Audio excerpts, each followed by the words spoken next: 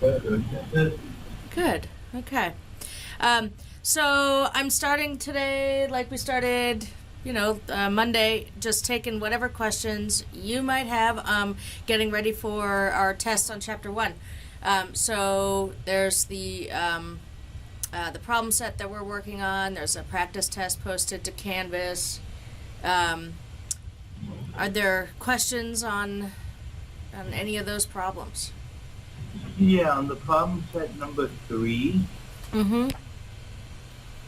So you're supposed to find the equation of the circle, right? Hold on, let me just bring it up.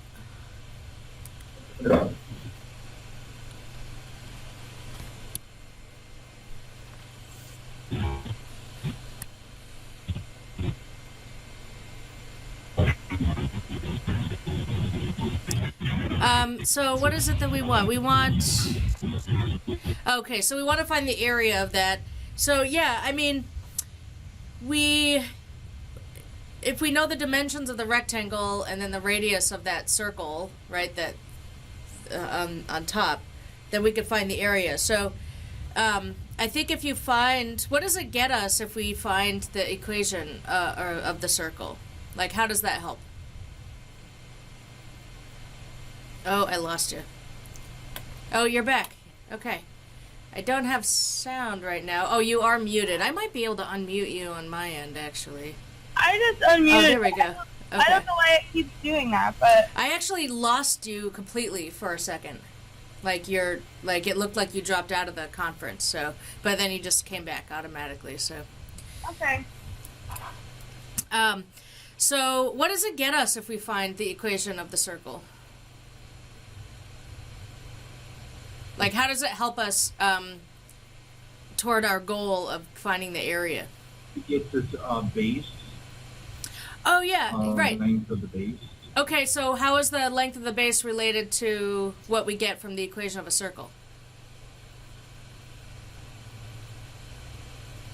Oh, you froze again. I don't know if you can hear me. Sometimes this happens. Yeah, I mean, this has happened in past years. Every once in a while, we have some glitches. Your video is frozen. Okay, you came back. This is a thing that's just gonna kind of happen, and we take our time and just try to be patient with the technology. So I'll ask that again. Like you said, it gets us the base of the rectangle. That's right. I agree with you. What is it about the equation of the circle that helps us get the base of the rectangle?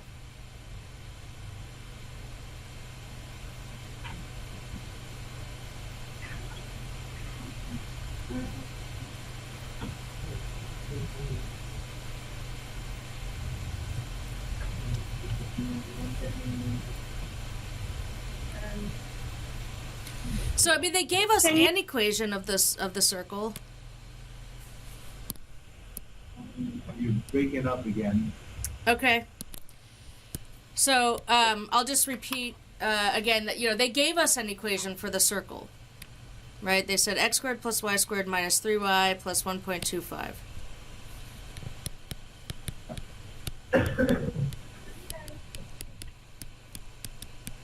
And it's important to note that they also, if they give us the equation of the circle, that means that they've already placed the coordinate axes. Like coordinate axes don't just exist in nature, right? When you look at the window, it's not like they're drawn for you. But they imposed a set of coordinate axes so that the origin is right, like where those two dotted lines cross. Right, so, or actually, hold on, no, not where the two dotted lines cross. Here's the bottom of the rectangle, that's the x-axis, and the y-axis runs down the middle. So the origin, 0, 0, is at the midpoint of the base of that rectangle. They gave us an equation. Is that a useful equation? Like, is there information we can use there? Yeah. Okay, so you said that this will help us get the base of the rectangle. So where do we get the base of the rectangle from this equation? You gotta figure out what the radius is. Uh-huh. How do we do that? Subtract 1.25. Okay.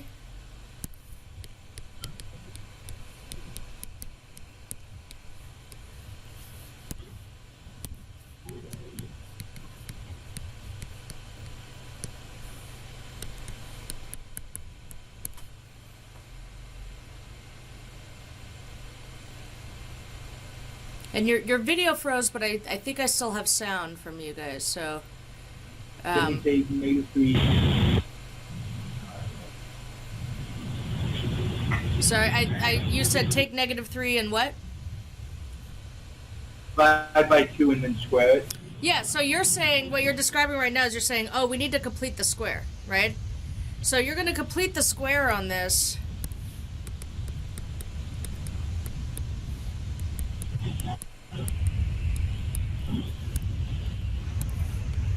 We're going to complete the square, get it in standard form. And then that gets us the radius and the center.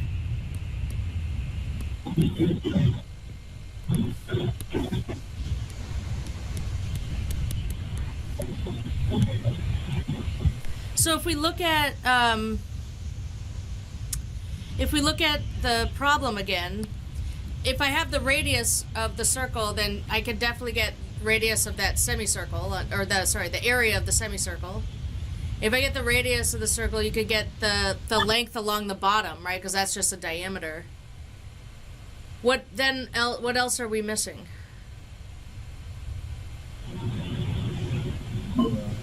Height.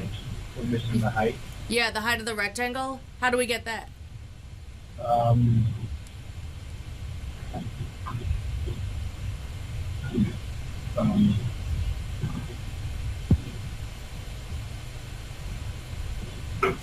I'll tell you that you also can get it from the equation. Like after you have finished completing the square, you'll be able to get the height of that rectangle. The height be 2 since the radius is 1. The height need not, I mean, this rectangle that the semicircle sits on top of, Yeah. like the semicircle, the base of the rectangle is has to be the same as the diameter of the circle. But we could make that rectangle as long or as short as we want and still have the same semicircle sitting on top, right? Like I could have this, or I could have this, and these still be the same semicircle. So the height of that rectangle I don't think is related to the radius. So that I'll leave you with that right now. I'll tell you that you get it from the equation. Maybe just consider, once you find that equation in standard form, think about plotting the bits of information you get. And there's only 2 bits, right? There's the radius and the center. And then try to see how that's related to what the dimensions of the rectangle should be. And then if you're still stuck, we can, let me know and we can ask about it again. But you're really close once you get the circle in standard form.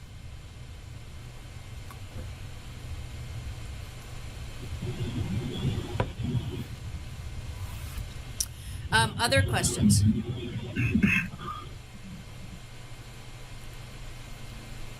Can you go over number 4 of the packet? The problem set? Yeah, that's a good one. Okay. So let me I'm going to sketch out the information they give us here. So this is like a window. Is it a window? That's in the shape of a parabola. They give us some dimensions. We have 4.20 feet along the bottom. There's this bar that goes kind of across here. And they draw this dotted line.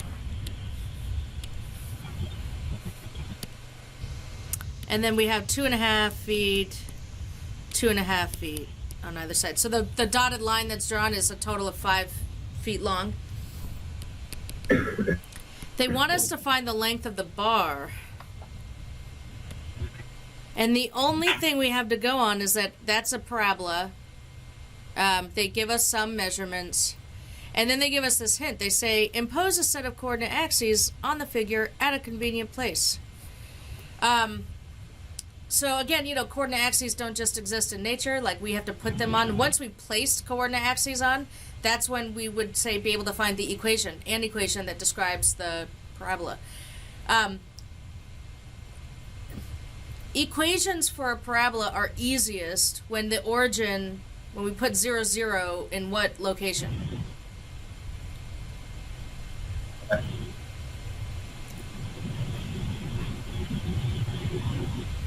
The vertex.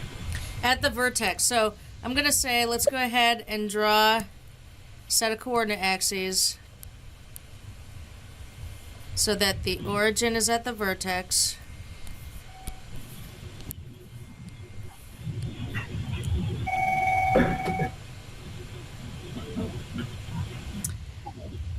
Here's a common mistake that you want to avoid. People always want to do this with this problem.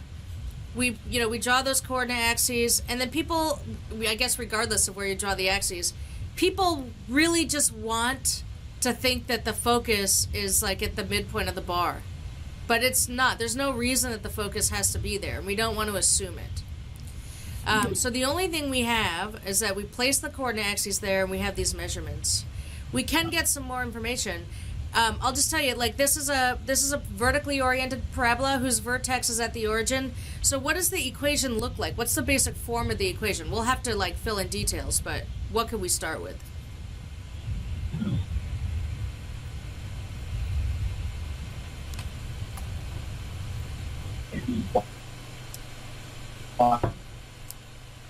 Can you, I'm sorry, I lost you.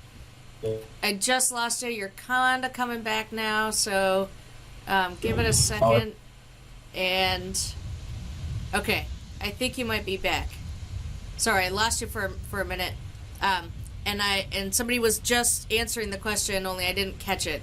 So what is the standard form of the equation look like for a parabola that's shaped like this? X squared equals 4ty. Great. So I'm just gonna kind of stick a pin in that, and let's just think about a game plan. Okay? We want the length of the bar. We know that parabolas are symmetric, right? So like in this case, the y-axis is the axis of symmetry. So if I knew, let's just kind of think about how we might get to our goal. If I knew this length, then all I would have to do is double it in order to get the length of the bar. So I'm going to call that length x. And we'll just say, and the length of the bar is 2x. Now x happens to be the x coordinate of this point over here, right? Like, whatever the x coordinate is, there's the length, right minus left. What is the y coordinate of that point?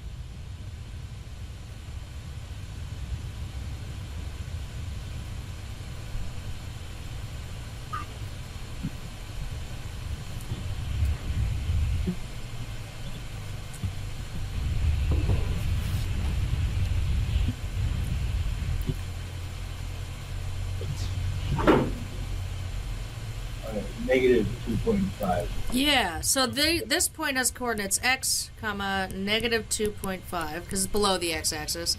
So if I could find the x coordinate where y is negative 2.5, we'll have the length of the bar.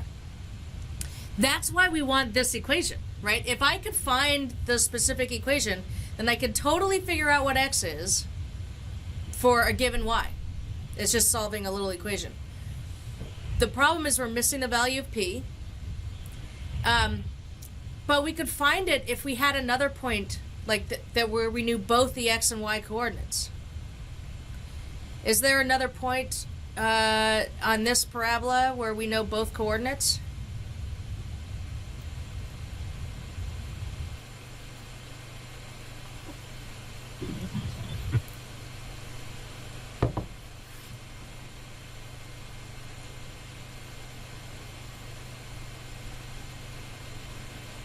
I think I lost you. Hold on. You froze. You're frozen right now. I'm just gonna wait for you to come back. Okay, so you're kind of coming back. I could tell that somebody was saying something. You're frozen again. I guess I'll just let you know when it seems like I've got you back and ask you to repeat yourself. Oh, okay. Okay, so you just came back. I lost you completely. You just came back, and that means that you've been muted, but I think I can unmute you.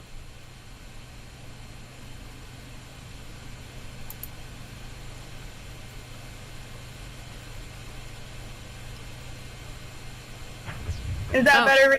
Yep, I got you. I think we're having a shaky internet connection today. Yep, I know. That's pretty common.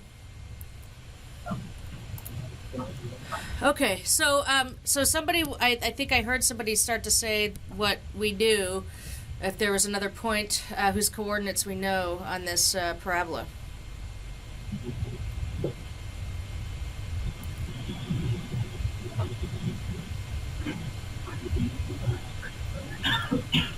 Isn't the other point 0, -5? So I heard -5 for the y coordinate. You're talking about this point down here? Yes. Yeah, I was talking about the point, like directly in the middle of the. Directly in the middle. Oh, okay, like right here, you're saying. Yeah. Okay, so that point is 0, -5. The thing is that that's not on the parabola, Oh, okay. right?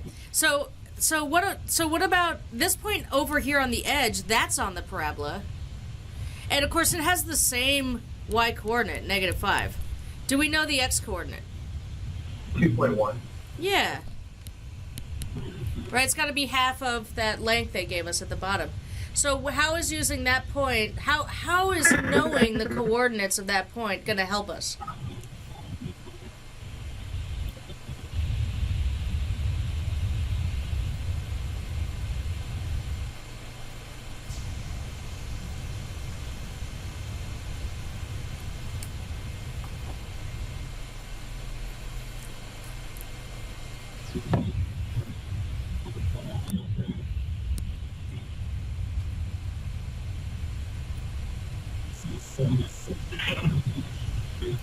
I think I heard somebody say something, but again, you're kind of breaking up. So if you say something and then I just stand here, like still, like I feel like I haven't heard, like it seems like I haven't heard you, just repeat yourself again. And you're frozen.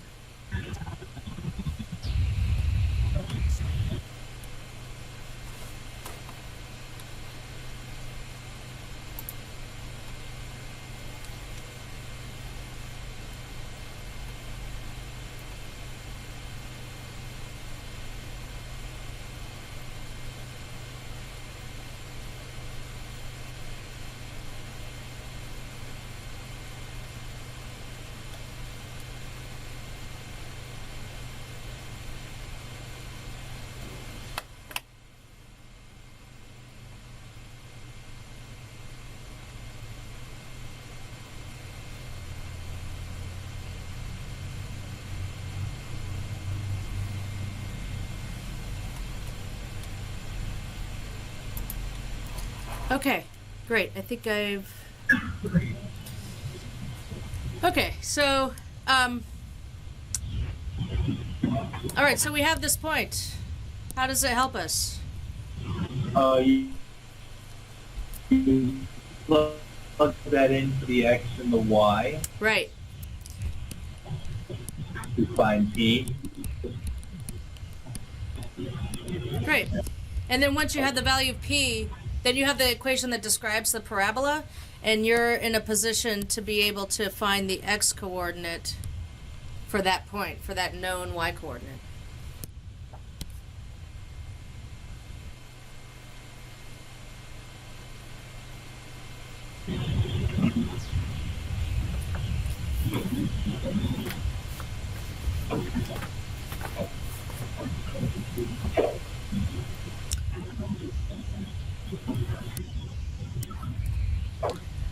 Are there other questions or questions on other problems? I'll pause for a minute and see if there are any further questions on this problem first, I guess, and then if you have questions on the other ones.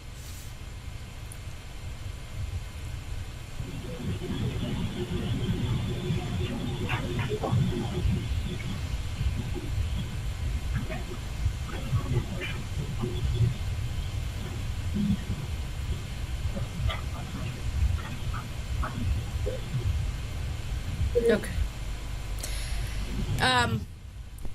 Other problems going okay? So on Friday's test,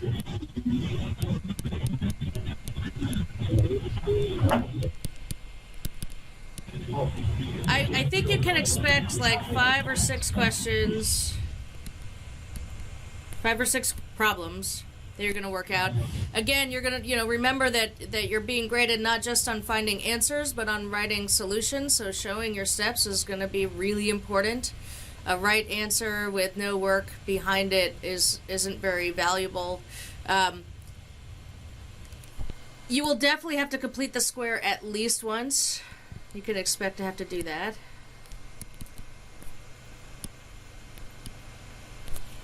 And you froze a little bit. So, yeah, I lost you. Okay, you're back.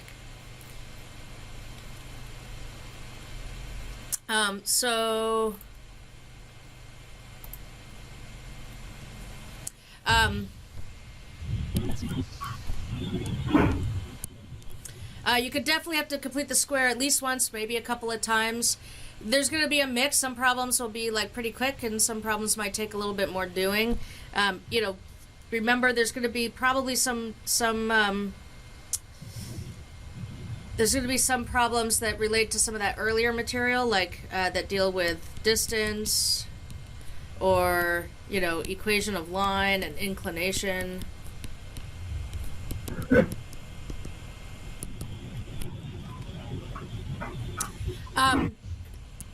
Sometimes there's a question where I just want to know, like, can you identify an equation?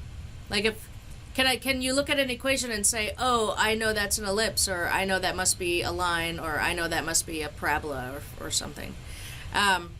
So if you look at the practice test that's posted to Canvas, that's a pretty good representation of what you can expect to see on the test. So please do take some time to look at that if you haven't done so already. Are there other questions that folks would like to ask today? Are the problems on the test going to be as challenging as the problem set? Not entirely, no. I mean, the problem set is, because you can get help and ask questions on the problem set has more problems that are more challenging. It's not that there aren't challenging problems on the test, but there are fewer of the more challenging problems on the test. There's kind of a variety, but most of them are kind of middle of the road challenging.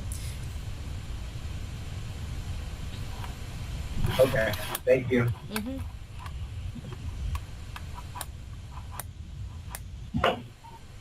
Other questions?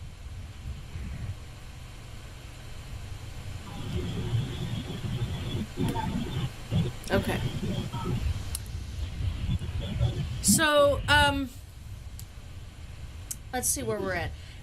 If there aren't any other questions, maybe we'll talk a little bit about slope of a tangent line. So I'm just going to say this right now. We are having some connection problems today. If they persist, if it seems like, I lose you again, then maybe we'll just try to cover new material tomorrow. I don't want a lecture to be like interrupted, frequently. So let's have a go. Let's see how it goes, and maybe the rest of the class the connection will be a little bit more smooth than the beginning. So we start just by examining really a motivating question behind a big chunk of calculus and what we study in calculus. So here's a curve. It's a parabola, right? F of x is x squared plus 1. And we don't use words like slope of a parabola. That doesn't really make any sense, right? We have a slope of a line because the slope of a line is constant. It's always, the rate at which it changes never changes, is constant. But we still might want to describe how this function changes, right? A slope describes how a line changes at every point, right? Y equals 2x has a slope of 2. At every point, it's just increasing at that rate of 2. We could still describe how this function, this curve right here changes, but the way it changes, right? In the beginning, over here on the left, it's decreasing, right? It's going down. And then it keeps going down, then it kind of levels off, then it turns around. So we can visually see how it changes, and we can kind of describe it using some language. It's steeper in some locations than it is in other locations. What we want to do is be able to figure out how does it change at a particular point, right? Let's say I pick a point and I want to know how it's changing, at what rate it's changing right at that instant. The way that we do that is we look at, I'm going to scroll down here for a minute, is we draw what we call a tangent line, and a tangent line, a line is tangent to a curve if it touches the curve at just the one point. So here's the same function, x squared plus 1, and we're interested in the point 2,5. Here it is. I'm going to call that point P. And if I want to know how it's changing right there, then what I'll do is draw this tangent line. What makes it a tangent line is it only touches the curve there. And whatever the slope of that line is what we would say is the slope of the parabola at that point. So the slope of the parabola changes depending on what point that we pick. But whatever that slope is at this point describes the rate at which that parabola is changing right then. Now, we immediately come across a challenge in finding the slope of, it's a line. We drew it. It has some slope. I can tell you for sure it's positive. But the problem that we have in finding that slope is that I only know one point on it. Usually we need 2 points, right, to get the slope of a line. So we do the next best thing, and we say, well, let's draw a secant line. And a tangent line is a line that crosses a curve at just one point. Oh, I lost you. Hold on. You're back. Let me...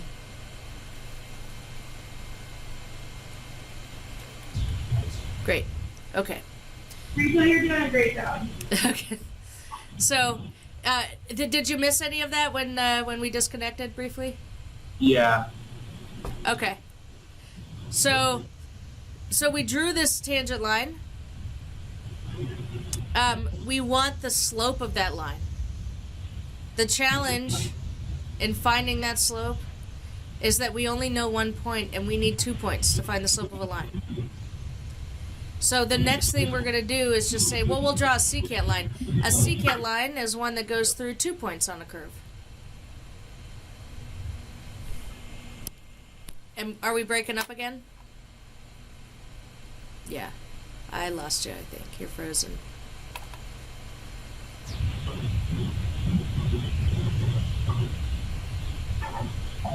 Okay, I've got you back now. And you're frozen again. Okay. Wow. Today's special. Hey, how about this? Why don't you use the rest of today to work on that problem set, and we'll kind of reconvene tomorrow. Some days are better than others, and we're a little bit ahead of the plan, of the outline right now, so I think we have that time. And we'll pick up where we left off. We'll kind of discuss tangent lines again in class tomorrow, and for today, just use this time to work on the problem set. Does that sound okay? Yeah. Okay, great. Thanks, everybody. If you have more questions, let me know. Send me a text or an email, and I'll see you all tomorrow morning. Thanks.